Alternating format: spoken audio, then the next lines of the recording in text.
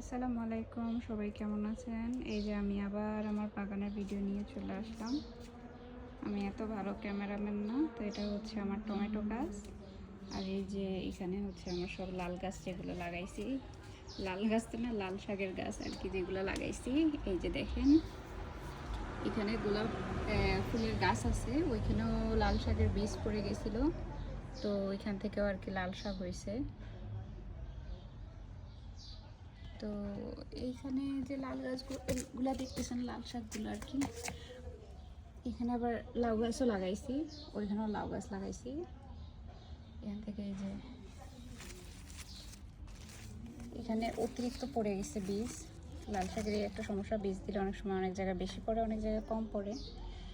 তো এখানে এই যে লাল শাকের বীজ, আবার হচ্ছে পুদিনা গাছ, প্রচুর সেন্ট দেয় একটু হাত দিয়ে ধরলে।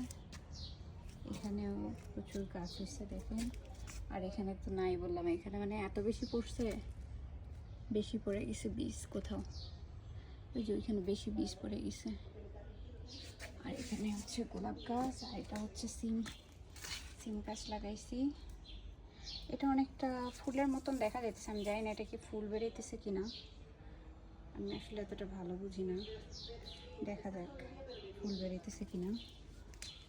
আর এটা হচ্ছে সব মিষ্টি কুমড়া গাছ, এটাতে মিষ্টি কুমড়া ধরছে। বাকিগুলো এই যে দেখেন, ওখানে সব পুদিনা, অতিরিক্ত পুদিনা গাছ হয়ে গেছে, কিছু কিছু ফেলাও দিছি আমি সেদিন পুদিনা গাছ। আর এখানেও হয়েছে পুদিনা গাছ।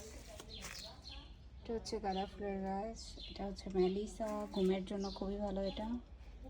এটা হচ্ছে সিম, বাংলাদেশি সিম। আর মিষ্টি কুমড়া, ওই যে এখানে সিম গাছ লাগিয়ে দিচ্ছে, মিষ্টি কুমড়া। আসলে জব করলে গাছের এতটা খেয়াল রাখা যায় না। আর এখানে ভিতরে হচ্ছে পুঁই শাকের গাছ, এগুলো সব এই যে এগুলো অনেক বড় বড় হয়েছে মাশাআল্লাহ।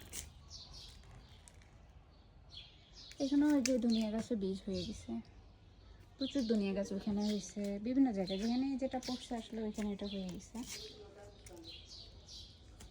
আর এখানে যে এটা তো বেশি বড় হয়ে গেছে, এটাই যে হলুদ কালার একটা গোলাপ, গোলাপি কালারের একটা গোলাপ।